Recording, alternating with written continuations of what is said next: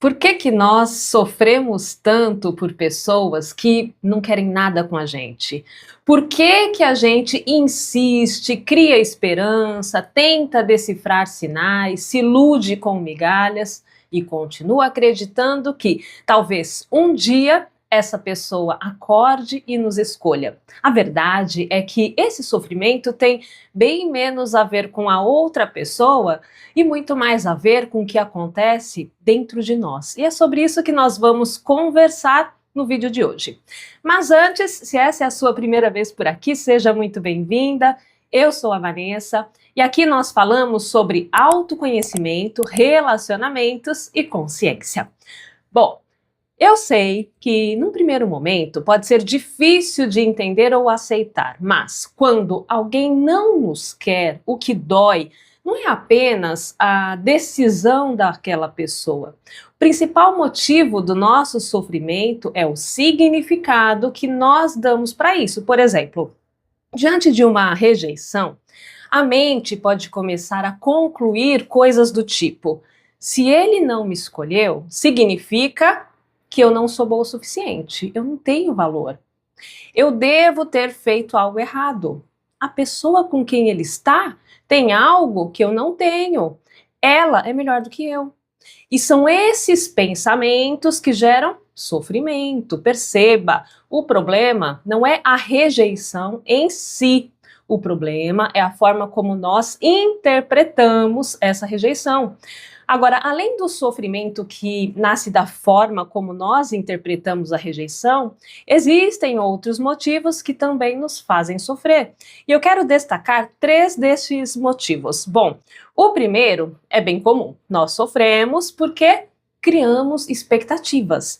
Nós projetamos no outro tudo aquilo que nós gostaríamos de viver. O futuro, os planos, a segurança, a possibilidade de sermos finalmente amadas do jeito que sempre desejamos. E quando isso não se concretiza, não é só a pessoa que vai embora. Aquele futuro que nós havíamos imaginado também desmorona. Agora, isso não significa que nós não devamos fazer planos, ter expectativas ou desejar o melhor. Devemos, é saudável ter entusiasmo pelo futuro. O que nós não podemos é nos apegar a essas expectativas, porque o sofrimento não nasce do desejo, ele nasce do apego ao resultado. Como diz aquela frase atribuída a Buda, o apego é a raiz do sofrimento. Segundo motivo, nós sofremos porque nós colocamos o outro em um pedestal. Quando nós acreditamos que alguém é especial demais ou difícil demais de conquistar, automaticamente nós colocamos esta pessoa acima de nós. E quando eu coloco alguém acima, eu mesma me coloco abaixo. E eu começo a pensar que nunca mais eu vou encontrar alguém como ele, tão bonito, tão inteligente, tão bem-sucedido. E o sofrimento aumenta porque, no fundo, eu imagino que ele iria acrescentar valor à pessoa que eu sou, como se eu não tivesse valor suficiente. Terceiro motivo, nós sofremos porque buscamos reconhecimento externo. Quando eu não reconheço o meu próprio valor, eu fico dependendo da aprovação do outro.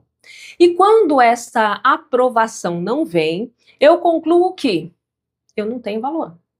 E é isso que me faz sofrer, porque a minha mente começa a pensar coisas do tipo: tá vendo aí?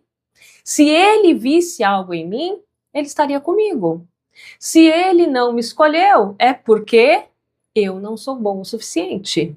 Percebe como eu interpreto a decisão do outro? Eu não penso que, assim como eu tenho os meus critérios, ele tem os dele. Talvez ele prefira outro tipo físico. Talvez ele não queira um relacionamento agora. Talvez ele não tenha disponibilidade emocional para se envolver com alguém. Vai saber. As escolhas dele são sobre ele. Elas não definem o meu valor, a menos que eu acredite nisso, percebe? O sofrimento não nasce da recusa do outro, ele nasce da falta de reconhecimento do meu próprio valor. Agora, existe algo ainda mais profundo e que muitas vezes nos faz continuar insistindo em pessoas que não nos querem. E o que é isso? Bom, nós sabemos que todo pensamento gera uma emoção. Porém, toda emoção produz uma sensação no corpo, uma química. E com o passar do tempo, o corpo começa a se viciar nesta química. Ou seja, o corpo pode se acostumar com a química do sofrimento. Então, se por muito tempo você sentiu ansiedade, medo de ser rejeitada, insegurança, necessidade de aprovação, isso virou algo familiar. E tudo que é familiar, mesmo que doloroso, o corpo tenta repetir. Por isso, você pode ficar apegada a alguém que não te quer. Ou você pode conhecer alguém novo, gentil, disponível, e ainda assim sentir que não tem química. Mas não é a falta de química, é falta da química do sofrimento. Por outro lado, o seu corpo estranha a química gerada pelo sentimento de paz e tenta voltar para o antigo padrão.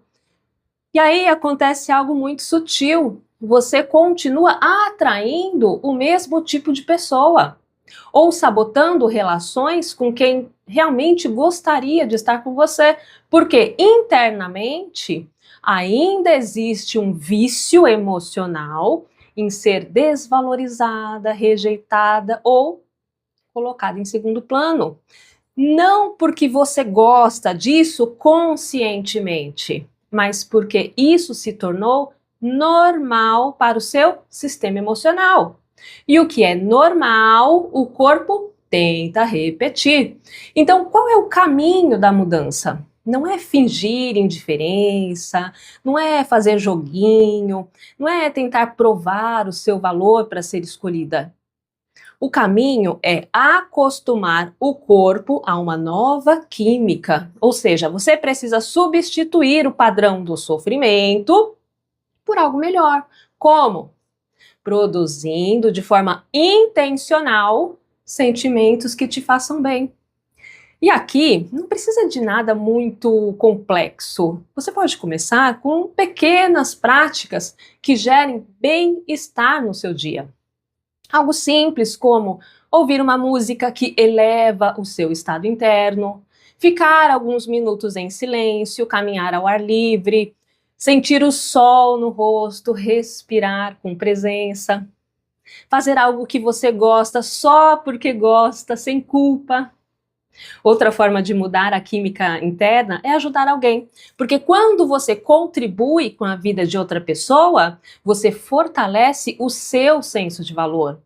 Você também pode praticar a gratidão genuína, não aquela gratidão automática, repetida da boca para fora, mas aquela que faz você realmente sentir o privilégio de estar viva. Ou você pode adotar a prática do silêncio.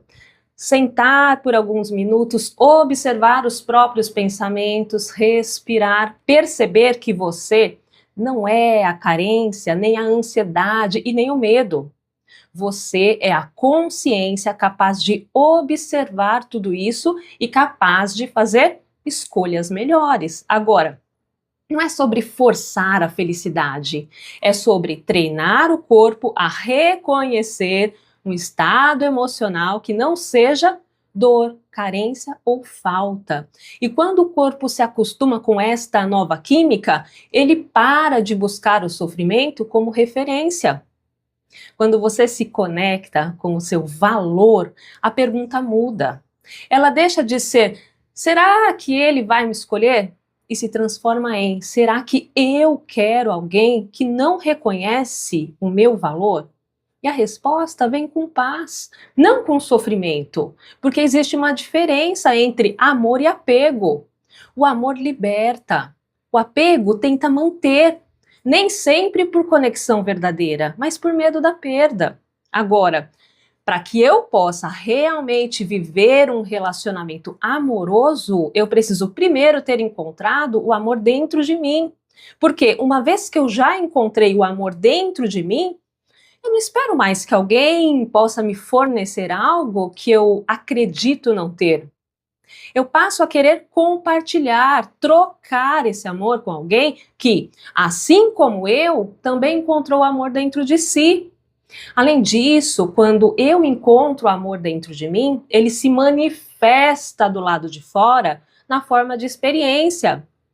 É quando do nada, sem estratégia, sem jogos de conquista, eu acabo conhecendo alguém que depois se torna o meu parceiro de vida. Porque tudo é criado de dentro para fora. Então, o caminho é o autoconhecimento.